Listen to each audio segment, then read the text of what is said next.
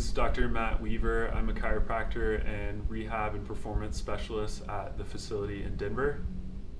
I focus on pain science, pain and injury and rehab, and also prehab and pre-operation and post-operation recovery. So think anything musculoskeletal, muscles, joints, ligaments, bones, tendons, any of the above. So whenever we're talking about ski prehab or SKI-HAB, we want to consider a few things. So a lot of the times when injuries occur, it's a tissue capacity problem where it's like too much too soon. And when we are referring to the ski season here in Colorado, we go 6-7 months throughout the year not training to ski, and then we go and spend 8 hours a day on the slopes. So with SKI-HAB, we want to make sure that we're prepared and more injury resilient when we're approaching the ski season. And then if we're not, we use a tool called auto regulation, which is basically keeping in mind, listening to our body, being aware that of this like too much too soon kind of slope. So basically when we're preparing for the ski season, we utilize exercise as a primary intervention.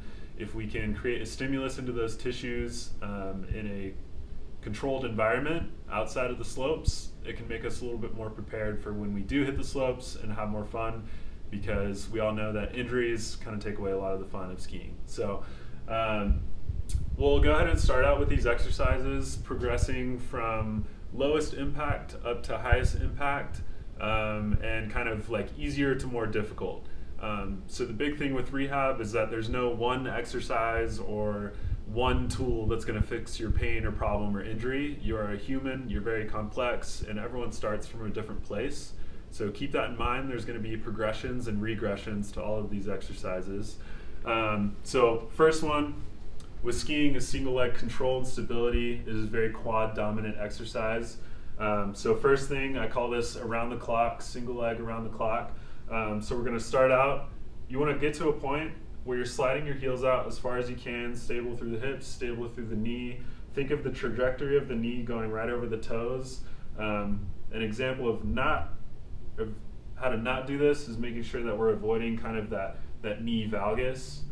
So keeping that strong knee, we're going all the way out, tap, tap, tap, and we're going all the way around the world, and then back in reverse. I would think less in reps here with this and more with time under tension. Everyone knows whenever they first hit the slopes, day one of the season, their quads are just on fire after that first couple runs. So this is just a way to mitigate that by creating that time under tension.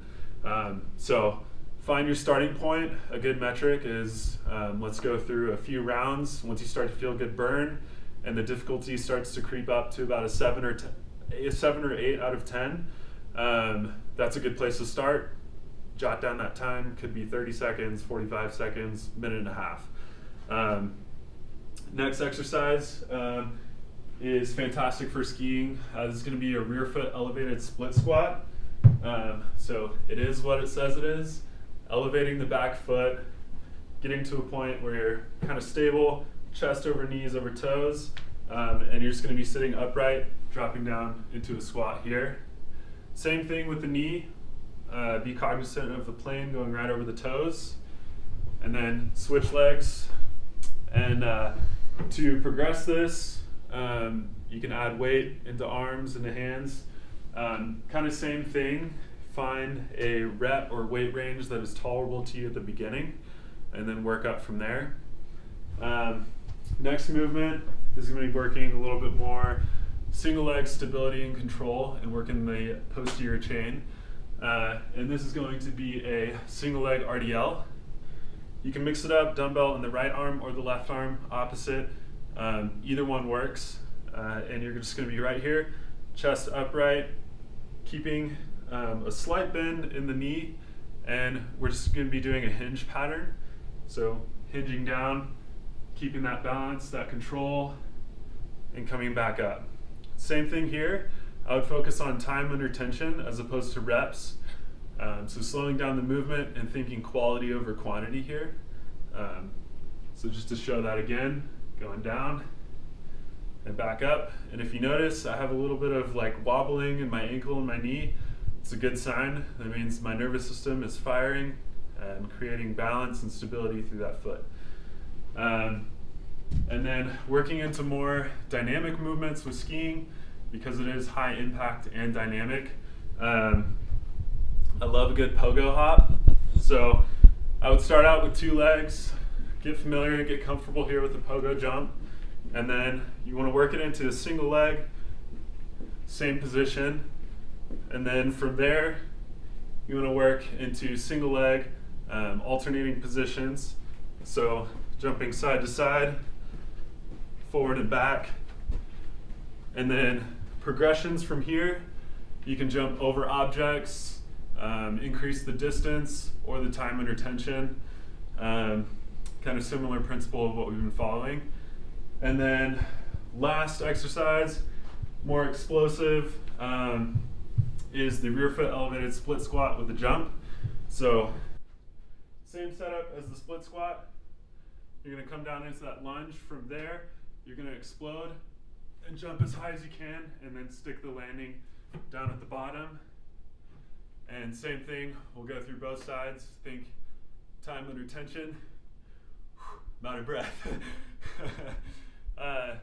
And make sure to keep in mind that you can always tweak this, go through these exercises, progress and regress depending on how you're feeling or how the day is. A general metric is if you're experiencing any pain or injury with these movements, decrease the range of motion, decrease the load, or the time under tension. There's lots of variables and factors that you can tweak. If you're unsure about how to navigate that process or how to better prepare yourself for the ski season, you can contact us as healthcare professionals that specialize in rehab, prehab, pre-op, post-op, and just injury, pain, and rehab. So that's all.